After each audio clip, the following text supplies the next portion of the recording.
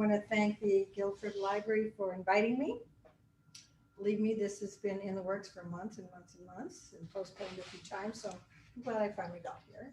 Although I have been here before to draw, something in your town, but the plan here today is to talk about this book, Colorful Journey, an Artist's Adventure Drawing Every Town in New Hampshire. And people are curious as to how this came to be. What was the beginning? What was the middle? What was the end? Have I had any other ideas? So that's what we're going to talk about. At the beginning, I did not have any idea of making a book. Like a lot of books are like that, I think. They start out a small idea. So my small idea was just to explore my native state of New Hampshire. I was born here, went to UNH, got married, moved away for 40 years and very seldom came back because most of my family was actually in Massachusetts. So I hardly ever came back, and my husband retired. Artists don't retire, but we came back, decided to come back to New Hampshire, and I just started to explore. Now, I want to backtrack a little. I was a printmaker for years and years. I owned a very large motorized press. I made etchings and woodcuts, mostly in Washington, D.C. area, but also in England for a few years. But I sold that, and when I came back to New Hampshire, it was basically a what's next sort of stage of life. And I started just driving around and exploring and drawing whatever I felt like, whatever appealed to me. And one day I counted up how many towns I had drawn, and there were 13. I thought, I should probably just keep going. And then my next thought was, I wonder how many there are. I looked that up, 234. That includes the cities. I thought, I'm not very a numbers-oriented person, but I like to plan things. So I thought, if I do 10 per month for 2 years, I broke it up into these small little segments. I wrote 10 on the calendar every month for 2 years. And I didn't stop. I went all seasons, did some drawing in the car, things like that. So that is how it started. And they were very small drawings. And I'm hoping you'll see as we go along what my technique was, why I chose something, or how did I narrow it down, or things like that. I'm going to talk mostly about the art. The book has a little bits of history as well, or what was happening that day, or if I had any personal history, family history, like my parents were married here, something like that. I had a historical advisor from Dartmouth, Jerry Daniel. You may have met him. He gives his own talks all around the state. I went to his house every now and then, and he would basically shoot down every idea I had about history, only where I was going wrong. So there's that. I think we're caught up on how I got started. And I draw standing up. Usually I don't have an easel or anything, and people don't know what I'm doing, and they either don't notice me or they think I'm up to no good or something. I'm a government inspector, I guess. So anyway, so we're starting out with a map of the towns. Now that we're going to use the slides, let me just sneak in. I'm going to make so that those on Zoom can see the slides. There's a trick to this. I'm sure there is.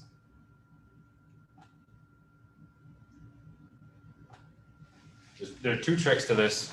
Keep talking while I fix it.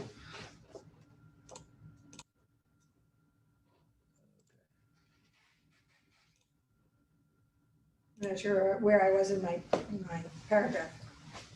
There we go. I think you were talking about this slide, that there was the drawing of New Hampshire. A map showing the boundaries of every town. I paid no attention to counties, basically. I had 2 or 3 maps to begin with. We bought an atlas to help us, and then we got even more lost after that. because it shows every road, you know, and you forget to notice that when it says unmaintained or things like that, so.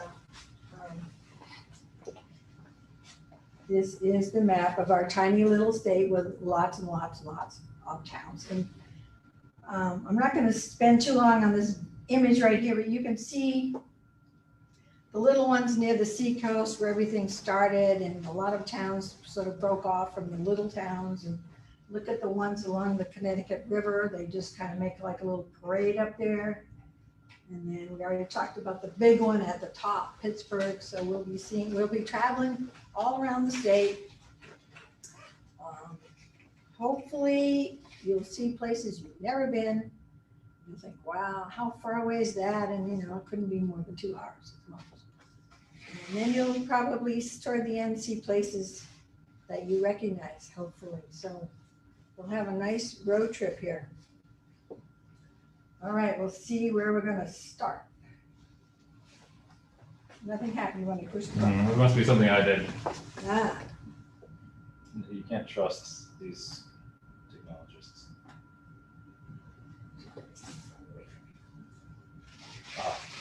okay, is it gonna work now when I I push? believe so. Go ahead and give it a try.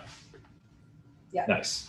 Okay, so just a little quick picture of my tools. Very simple, really. Sometimes I didn't even bring my colors with me, or the watercolors. Sometimes I did.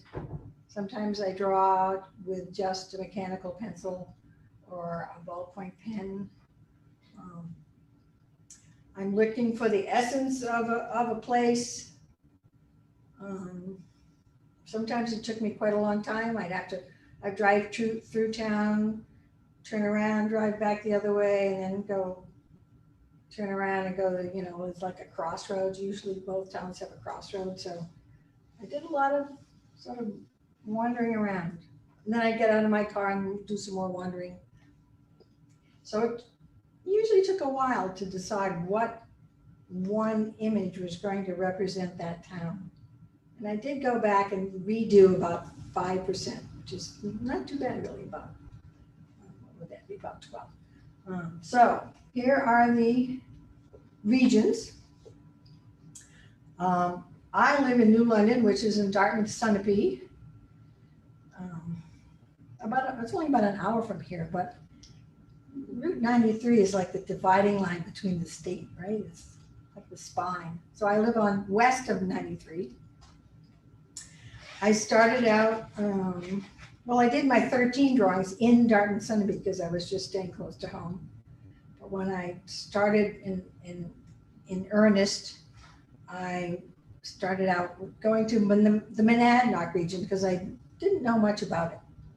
I grew up, you know, my family lived in Concord, so, and I lived in Durham, so Monadnock was pretty far away for me.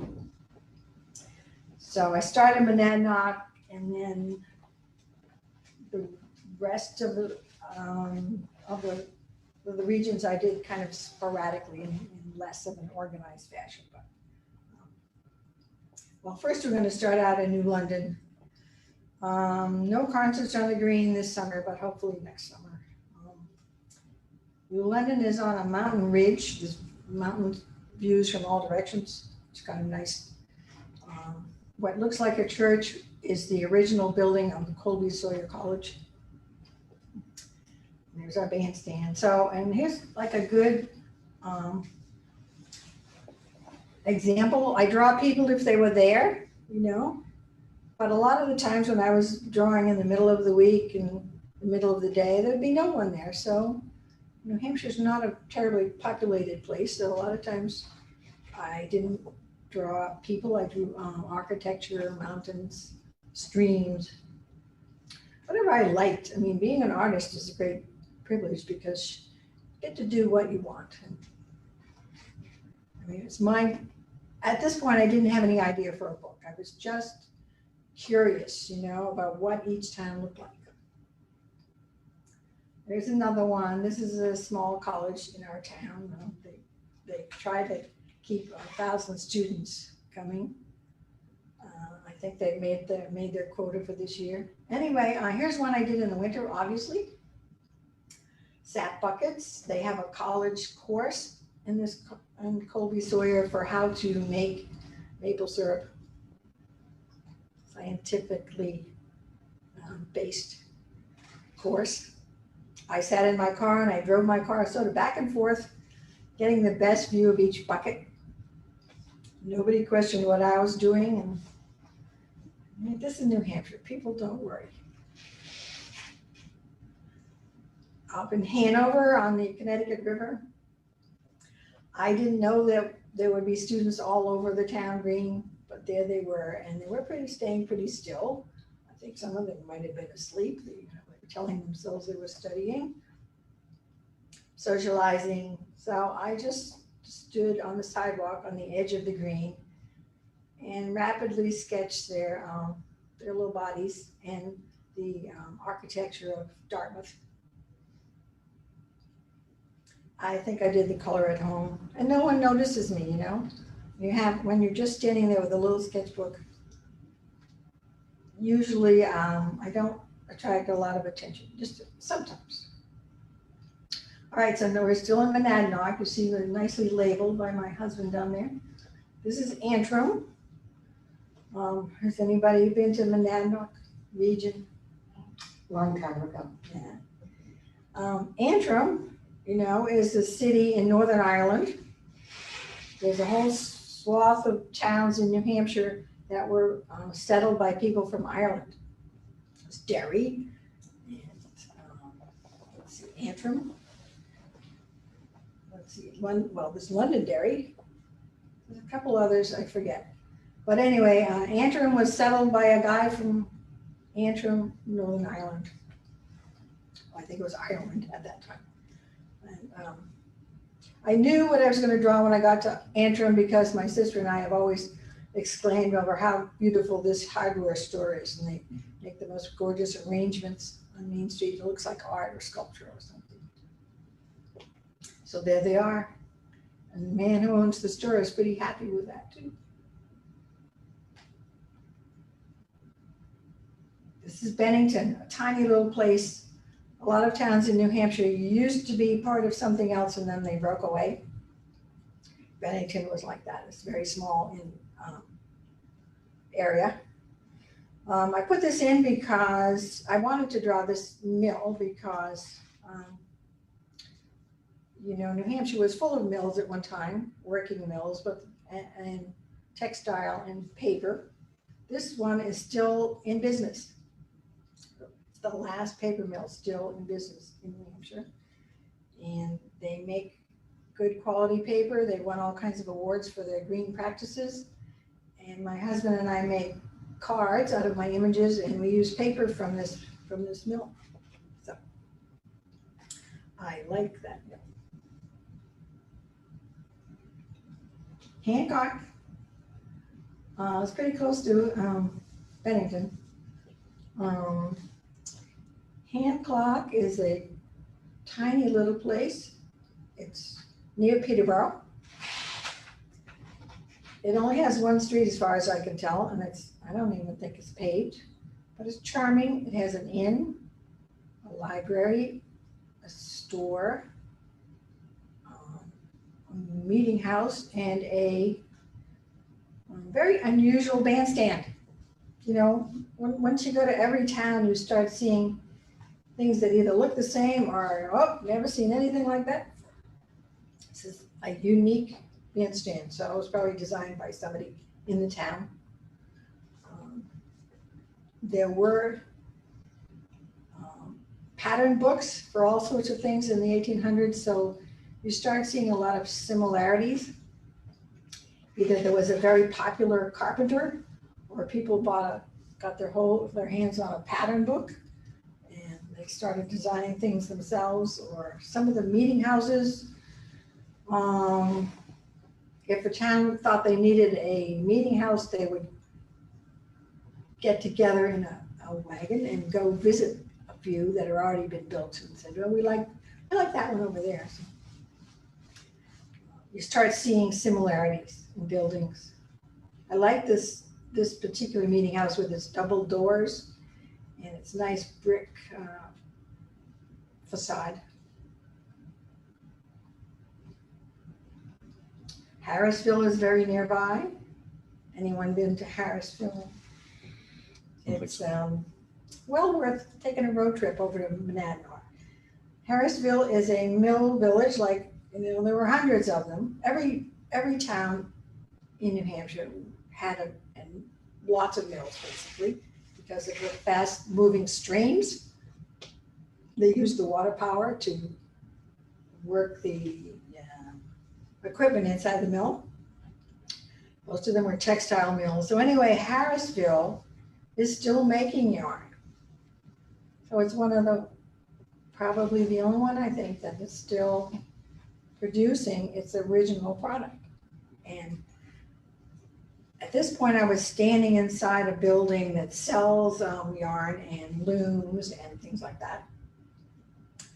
I don't do any of that, but I like these old brick buildings and I like mill villages, and it's got a general store. It's a highly functioning place. There's a lot of housing in there. A lot of artists live in these old buildings. The white building with a flat top is the town library. I was going to say I was standing in the building that has the mill rush going underneath the building. So the whole building was sort of shaking the whole time. And you wonder how it's been standing all those years. It's noisy too, so I'd like to go back there. I gotta have another project of going back to all these places. All right, I wanted my husband to take a picture of me. See, here I am standing there with my tiny little piece of paper. This is in Marlowe. I'm drawing that statue. It is unusual in that it's a statue of a World War I soldier. I didn't see any others like that. And the town hall is over on the right in that little tiny, what should I say, roof that sticks off to the left that leads into the town library. So I could write a book all about libraries, I think. Would you like questions during the presentation or all at the end? Basically all in the end, but now I'm just dying to know what you want to know. Well, I've got 3 questions. One, what is the typical size Typical size of my of your drawings? paper. Of your drawings? At that time, I was doing like 6 by 8. Right on. And about how long would something like that take you? How long did that take me? I think I did the color at home because most of the color, I can remember the important parts and the unimportant parts are unimportant, or Right. I can make them up. So I did the color at home. So that, and when you're busy making art, you lose track of time. So I'm only gonna just guess. I'm gonna say 20 minutes, 30 minutes, something like that. And the last question was, were the libraries your favorite subject to draw? I think so, because they're all so different. And, a lot of them are small, but they have a modern addition out the back, so you can't see it from the street often. It's very well done. Yes, I would say, yeah, I could do a book about libraries. Thank you. I'll be quiet till the end. There is a library near us in New London. I didn't include it today, but I'll tell you about it. It's so tiny. It has no running water to this day. It has the original library, and there's a mine in Danbury. It's still functioning, I think. But anyway, point is, there's a fireplace in this tiny little library, like it's like one room, all made out of mica. So beautiful. So the libraries have all these treasures in them. Yes. Not to mention friendly, happy, educated people happy to tell me all about their town. Who's been here? Yes. Now, Robert Frost, who is from actually San Francisco, graduated from high school in Lawrence, Massachusetts. His wife they were co-valedictorians. She wrote poetry too. Anyway, Robert Frost lived in about 20 different places. He had quite a few children. his grandfather bought this house for him, and because he thought he should stop moving around. He had all these little children. He thought, I don't know, poet father, all these children, maybe they should just stay in one place for a little while. So he bought this house for him and said, it's yours, with one condition: you have to stay there 10 years. He stayed there about 10 years and 1 day. Then he moved to Plymouth, and then he went to England for a while. So anyway, back to this particular building. It's open, the grounds are open all year round. The inside has been restored with the help of Robert Frost's daughter. There's a table in there next to his stove, and they say that's where he wrote his poems, after his kids were in bed. Sit next to the warm stove. It's very evocative to go in there. You look out the same windows he looked out. It's nice. And then the building, or the whole situation here, is run by a family, and they're all Frost enthusiasts, of course, and they will spout off poetry at the drop of a hat. So that's very nice. One other thing to say about this is that while I was drawing this, I was being filmed for New Hampshire Chronicle. So there was a cameraman about 6 inches from my face. Mind over matter. Trying not to be distracted by this guy right there. It's available online, if you can see it anytime you want. And I was just on Chronicle in May again.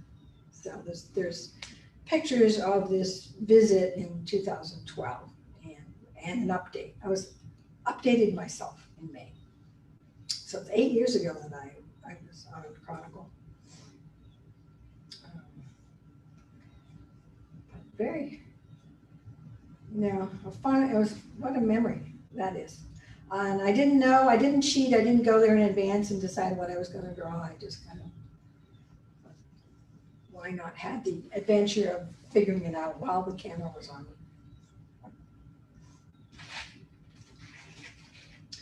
Manchester. This is mill worker. Well, obviously it says mill worker housing. It's right across the street from the Amoskeag Mills. You might not even know they're there. These are like there's 2 areas of enclosed a square, shall we say. It's called corporations. That was their word for this mill housing. I can look at it and I can realize, or I can tell I did it in the winter, there's no leaves on the trees. Bright sunny day, cold. I like the shadows from the windows. See, every shadow is a little different, every window is a little different, every door is a little different. I like repetitions of things. That I always say repetition is the glue that holds the composition together. It's like music, when you repeat the notes, patterns. I put the guy in at the last minute. Somebody walked in front of me, and I just put him in there. And he kept walking, of course. Doesn't know. But I love brick buildings. I have certain things that repeat and repeat because I just like them the best. More brick buildings. Nashua. I like turrets. I like pointy buildings. I like turrets because it seems amazing that you can build something that just hangs off the corner of a building like that. It's been there, I don't know, at least 100 years, I suppose. I'm far more interested in the tops of buildings than the sidewalks. I think you can see that. When I was a kid growing up in just over the line in Massachusetts, we used to go to Nashua because they had stores there. There was no shopping malls. That was they had department stores in Nashua. That's where we went for our big city experience. More brick buildings. This is a library that shares its library with Tilton. You knew that. This library was built late 1800s. I only exaggerated the chimney a little bit, I was in my car, it was raining. On the calendar, when I said I was gonna go off drawing, I usually went no matter what the weather was, no matter how bad the weather was in our town. We have our own weather because it's a high elevation town, so I always thought, well, when I drive downhill, it'll be much better, but it's not always the case. Sometimes it was just as miserable someplace else. But I can draw in the car in the rain. You have to park the car just right, See there's a modern addition off the back. But I love brick, the thought you can take mud and bake it and then build things with it, and they're so sturdy. And a lot of these brick buildings are like show-off buildings. It says here my connection is unstable. Yeah, let's ignore that and see what happens. Okay. All right. So anyway, this is like a show-off brick building. There's all kinds of ornamentations of fancy bricks. Tilton right next to Northfield. Anybody been to Tilton? Yeah. It's not very far from here. You may have noticed all these statues as you drive through the town. Right now, these statues have masks on, but I've yet to figure out who made these statues. I just know who paid for them, Charles Tilton. And the one on your left is supposed to represent Europe. He did all the continents, I guess. The one on the right, the amazing one on the right, represents the Americas with the most enormous, lizard or salamander I've ever seen. She's supposed to be an Indian queen, I think is the name of this. It's in the middle of a roundabout, small roundabout. So I had to stand there like this, ignoring the cars. I think it was raining too. Middle one is Squantum. I thought that, I just learned today that statue is actually tin. I thought it was bronze. It's just bronze color. Some of them have been moved slightly. They used to be in more prominent locations, and Squantum now has its own little park. But anyway, it's an amazing thing to see all these statues, and let's just admit it, they're very quirky. That's what I like about New Hampshire, not afraid of quirkiness. We embrace it.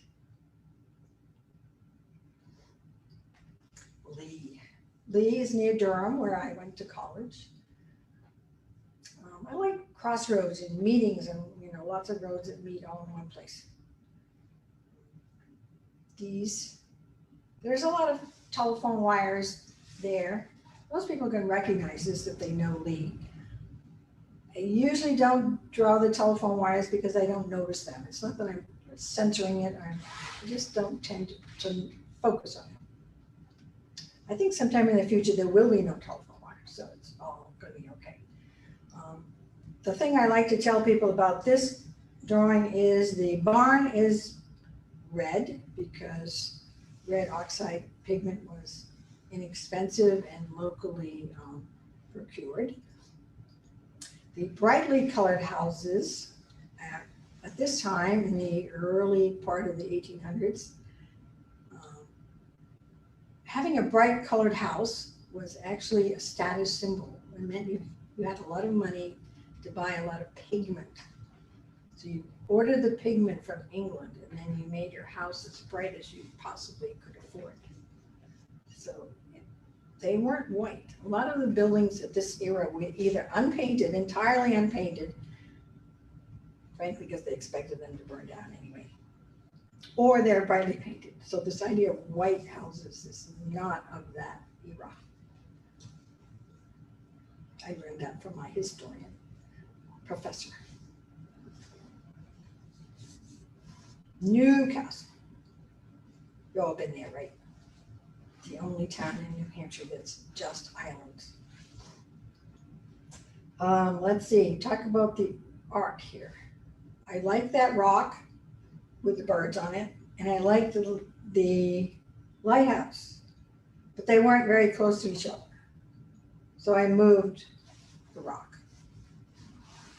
That's the good part about standing there. You see, you can just go like this. Makes you go. I think if I was sitting down, I just wouldn't do these things. So there is a story. I'm hoping I won't forget too many parts of it. Paul Revere rode out from Boston to warn the people in Newcastle that the British were coming. And they took out a lot of gunpowder and cannons. 4 months before Lexington. 4 months before Lexington and Concord, yeah. So Paul Lexington Revere, and Concord had better public relations. Paul Revere made his first trip on horseback to Newcastle. Across the river, that's the Piscataqua River and Maine on the other side. Newington. Now, Newington, for a long time, I thought it had no center at all. I thought it was just big box stores on Need 4 as you head in or out of Portsmouth. But one time we saw this little tiny sign that said Newport Town Center. So we drove here and there it is. There's nothing there except the library, the church, and a school. The people of Newington, England sent over a bell to put in the bell tower when they built that little church. The library has since got a nice new addition. I have drawn it, but I just like this little one better. The important, oh, you can see the planes, you know, from the Peace Trade Port. So you're in this quiet little place, except there's planes over all the time. I do want to mention that while I was drawing this, my husband Bruce was inside the library building, meeting the director and learning all about how to make a book. By this time, I'd gotten the idea, well, maybe it'd be nice to put all these things in a book, except I don't know anything about books or publishing or anything. So after I got this idea, I started talking to a few people, you know, do you know anything? Do you know how to do this? Everybody said no. Only one person said, that'll never happen. I ignored her, thought, I'm just going to keep asking until someone tells me they know how to do this. That's how you get through life, right? You have a problem, you just keep asking for help. So finally I met somebody who said, oh, I know how to do that. I know somebody who would like to publish that. So anyway, his name is Scott Campbell, and he was the director of Newington. He's now in Plasta. So he told me about a guy in Portsmouth. So I'll tell you more about that in a minute. Newmarket, just south of Durham. Oh, just another one of these mill towns. The mills are now repurposed into all sorts of things. Housing, small businesses. At this drawing, we're in the Cracked Skull Coffee Shop. You can see it's winter. You see the snow and the shovel. I liked looking out through the windows, and I liked all the things that were attached to the walls.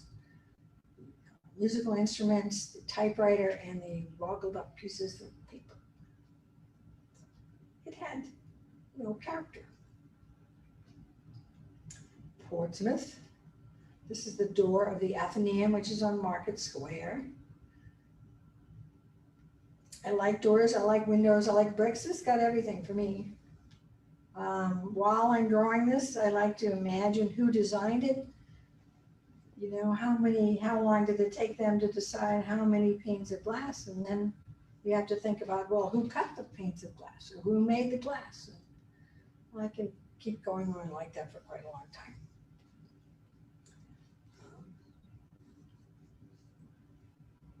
It wasn't too long after I finished this book that I got, actually it was 4 years. I decided to write a book all about Portsmouth, just Portsmouth.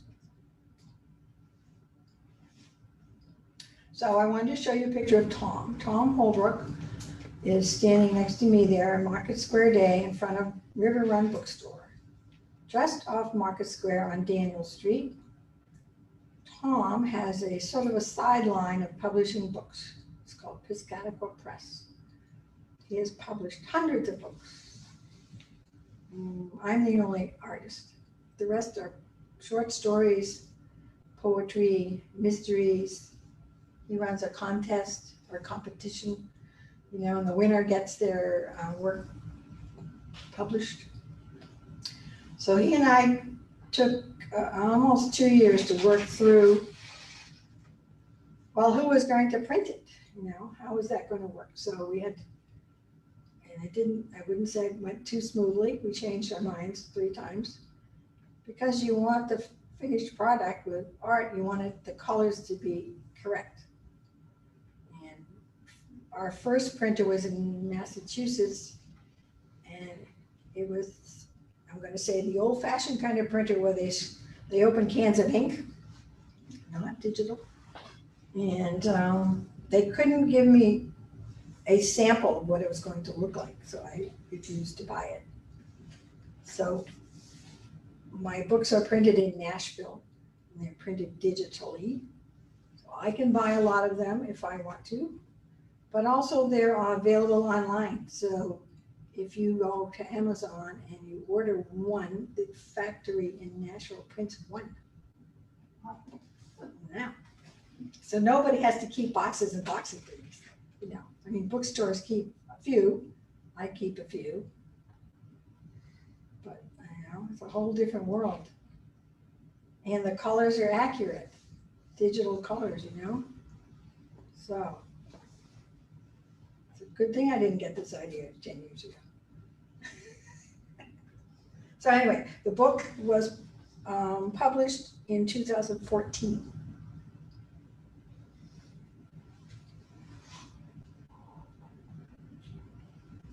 This is my last town, Rollingsford, not too far from here. It's on the Salmon Falls River, right on the Maine border. Another textile mill. Right now it is Artist Studios, and the town library is in the building. I don't think they had a library before that. I think I read that. Anyway, look, it was the only time I saw my shadow with my hand and my pencil. I thought that was pretty interesting. See the river on the right there, that's the border with Maine, and a lot of the workers for the mill would walk across the bridge to go to work and then walk home again. So now we're going to head up to the White Mountains. Bethlehem is over pretty near Vermont. I told you I like repetition of shapes, so we've got, as soon as I saw these little turrets that kind of resembled the mountains, I thought, okay, that's it. I was standing in a golf course. Nobody noticed me. Bethlehem advertised itself as a allergy-free zone. They said they were so high, such a high elevation, that nobody would have any allergies if they came here. So this is how they promoted themselves, in New York City. Come to Bethlehem where your hay fever will disappear.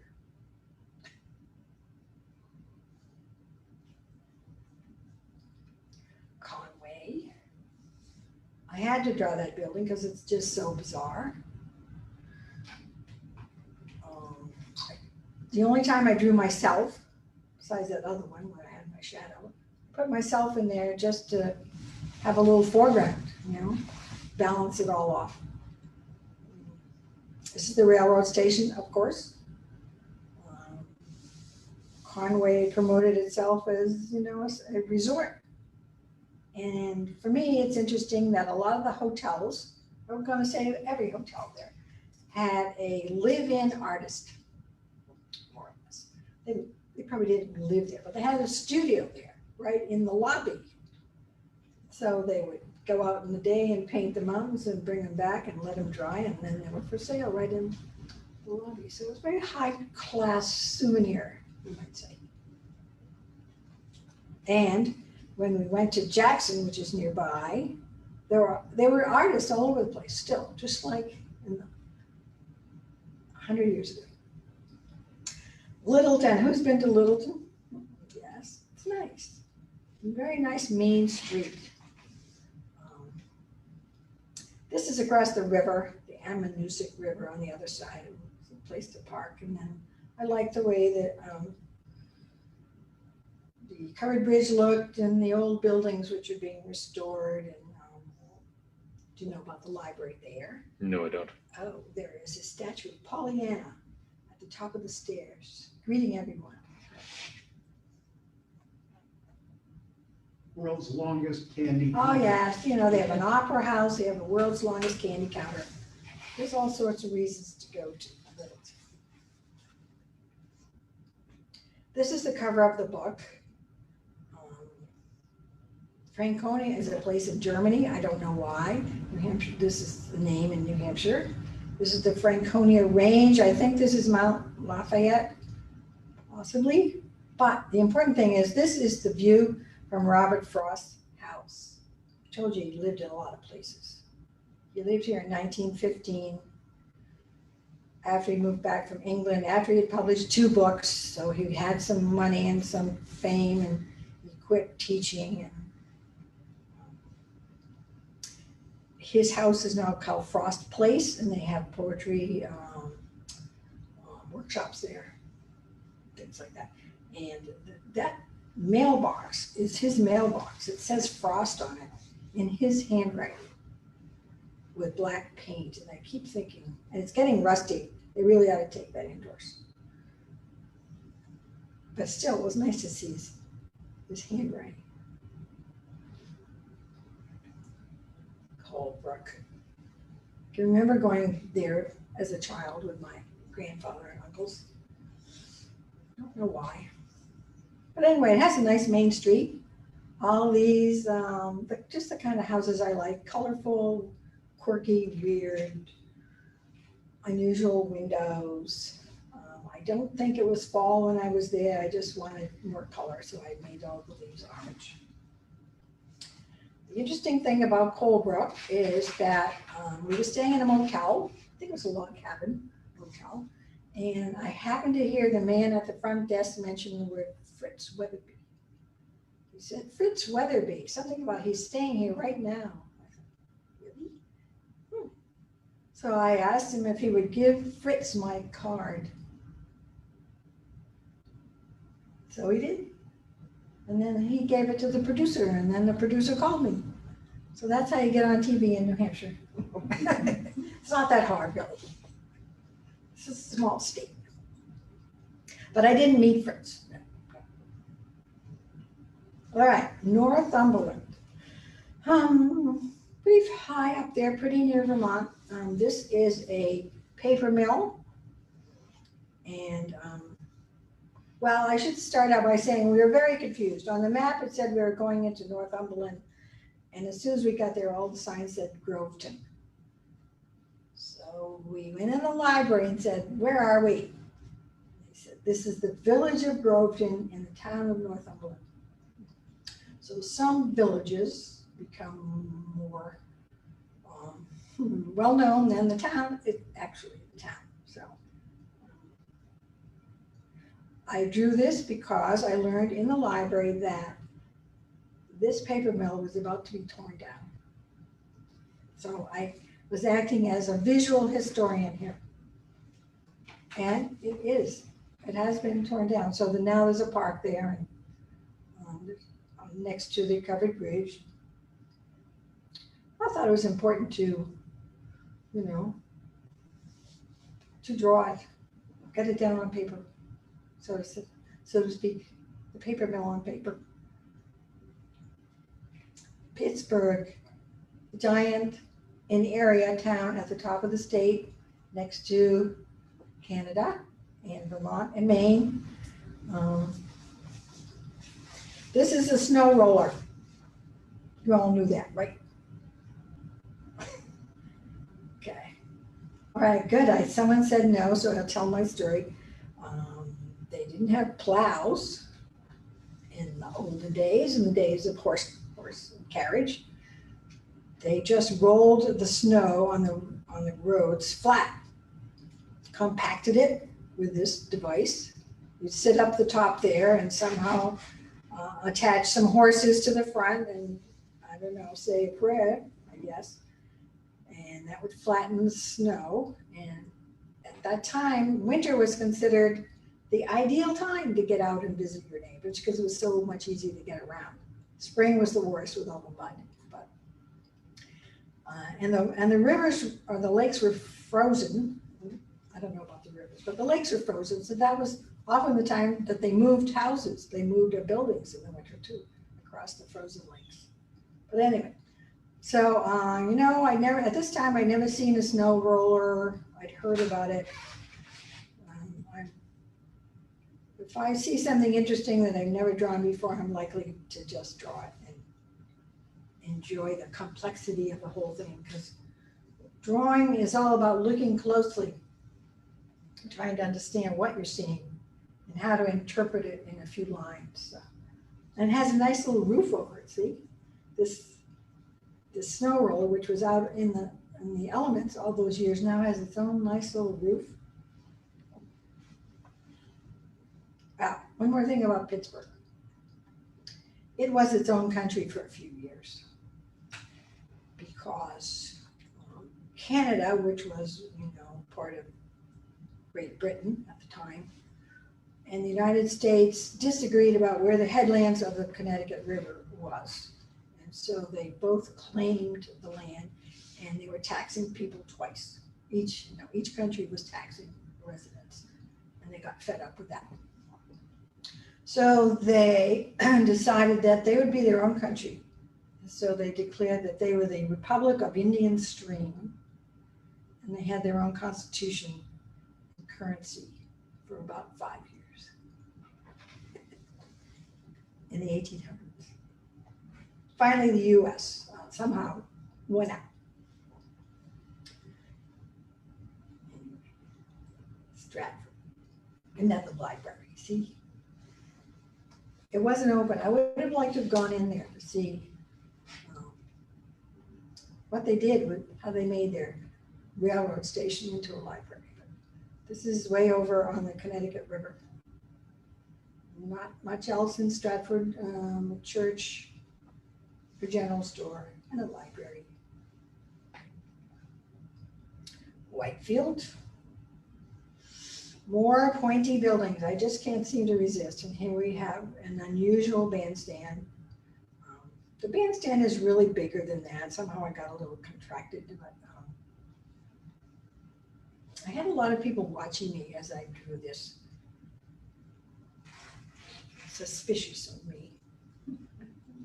Usually, I'm so intent on drawing it, I usually forget to wave and look friendly and hold up the drawing. So lots of pyramids here, lots of triangles, gluing it all together.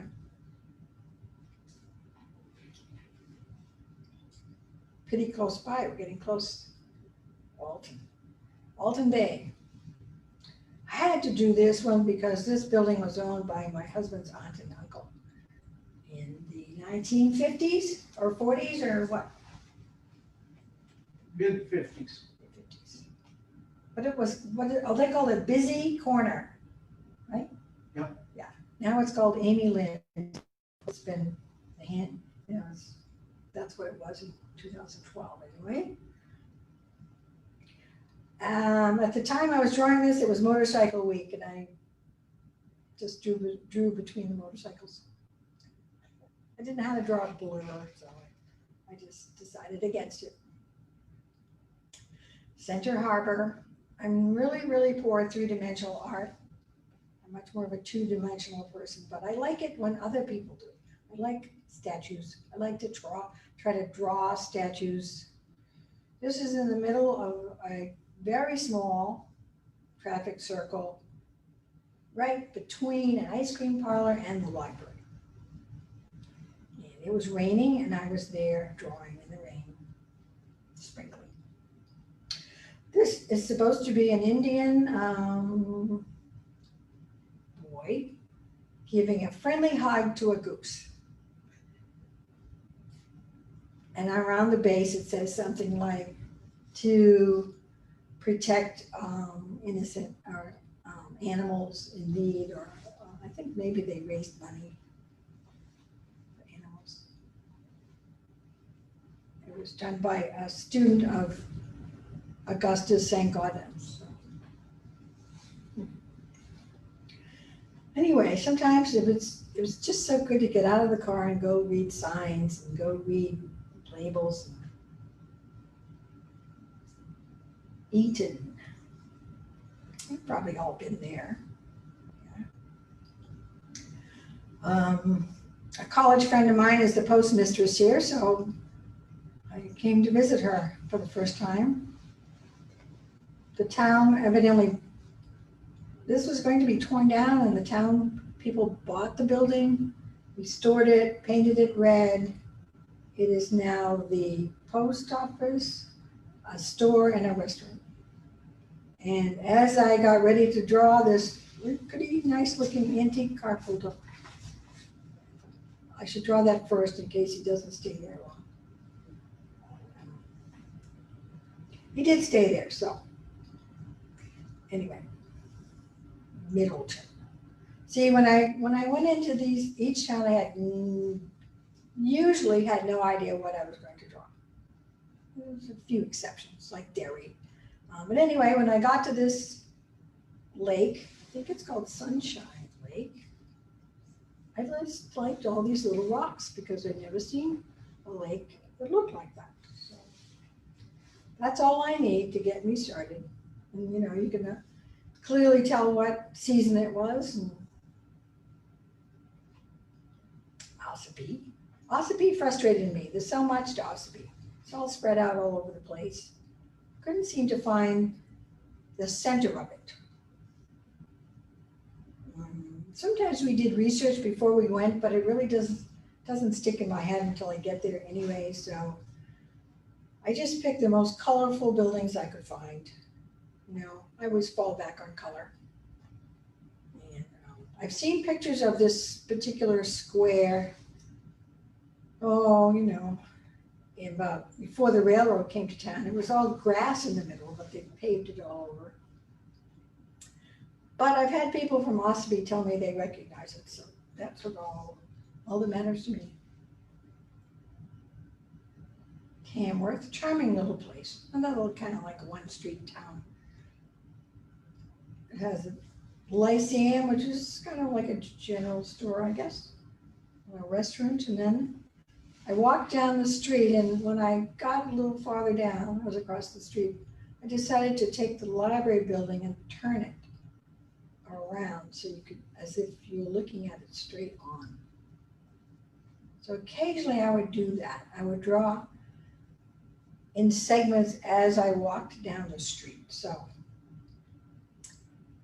another advantage of not taking one photograph and going home, you know. You can just take your time and come up with some idea that you hadn't had before. There, you've been waiting, right? Waiting. I drove past this today, so now I know that they removed the funny old gas pumps there. I think it's got new owners. Doesn't look quite the same.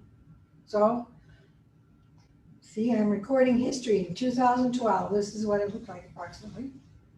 And I was sitting on this little triangle of grass underneath some pine trees, and I like places I told you where lots of roads come together. While I was sitting up there, school let out, and all these kids walked by. And they didn't know I was there, and I guess I'm sure they didn't care. But anyway, I could overhear all their conversations. I think it might have been the first day of school, so they're all excitedly chattering to each other and catching up. And I just liked the sound of it. So I tried to put them in. I kind of made up the figures, but I put them in to remember the day and the sound. of the children. And that's the end of my pictures. I have a few more things to show you. If you want to take a note, colorfuljourney.art. You can find me online anytime you want. I put new pictures there sometimes. Now I will just like to take a few minutes to move that table over, if you want to. I think I've got 5 minutes, that'll do it. Let's first, I'm gonna turn the screen share off, so that's down there. There we go.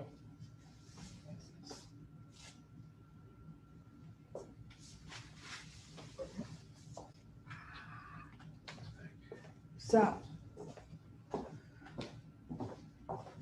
Is it the wheels? Yeah, it's on wheels.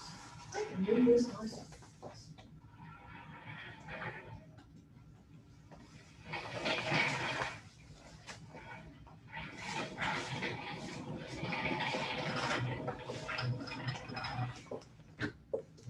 Or would you Okay, rather? I just have to have some place to stand. Why don't we do that? I'll just point it towards you. All right. So, 5 more minutes of show and tell here. You're good. Am I good? All right, so after, let's see, where's my book? Now I'm moving out of the picture.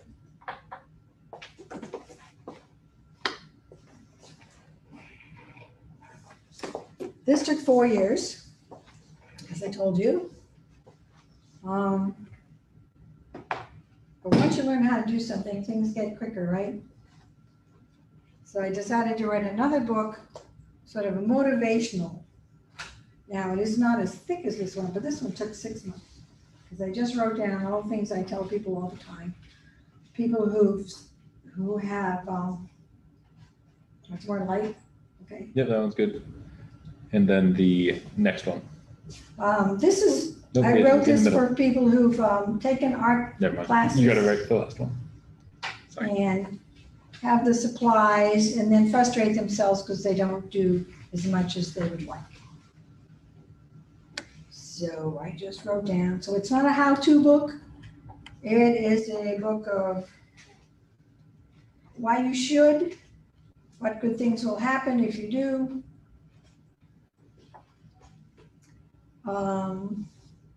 Get stubborn, get self-important, get brave.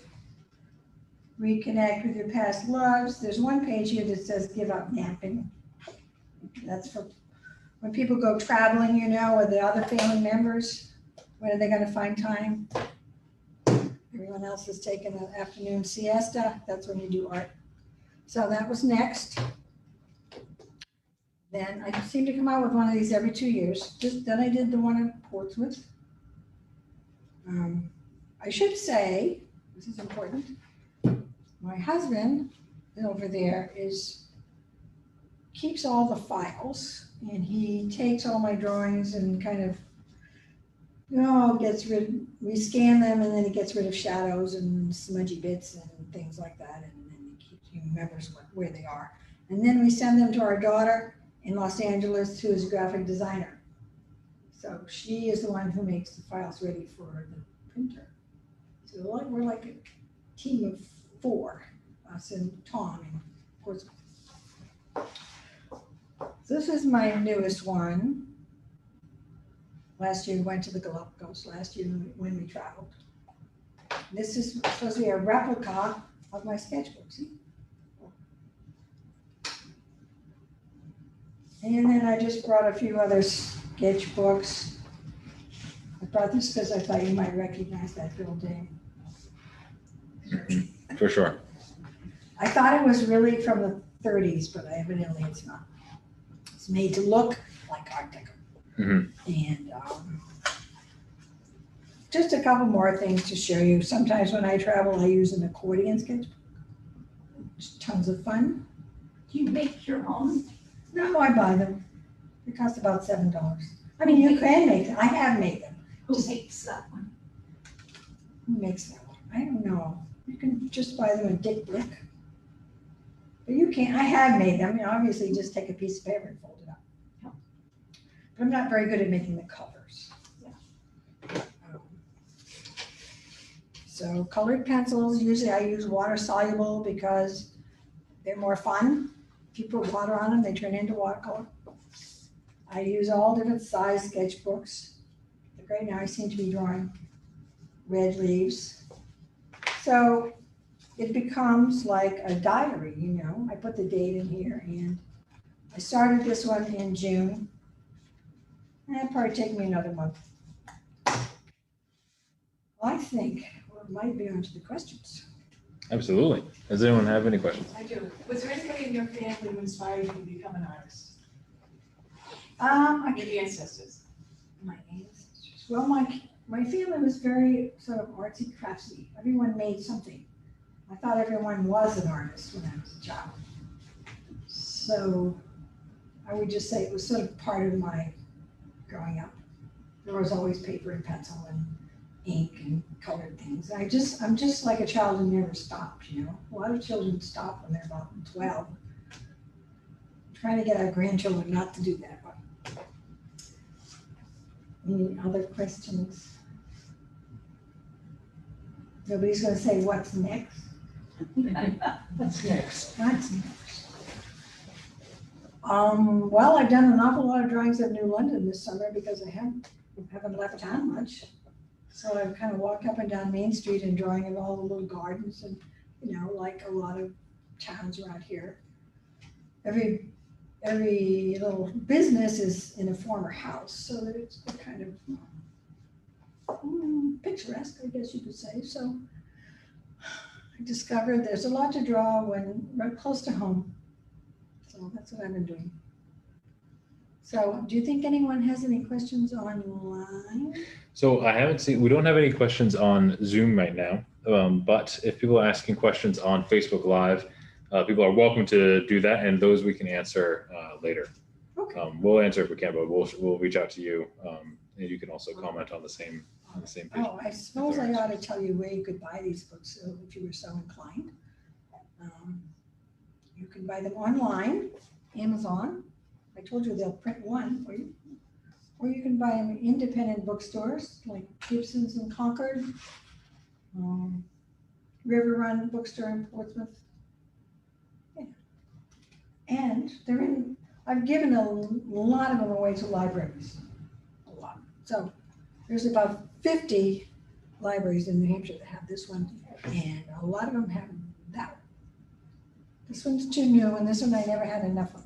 So. Yeah.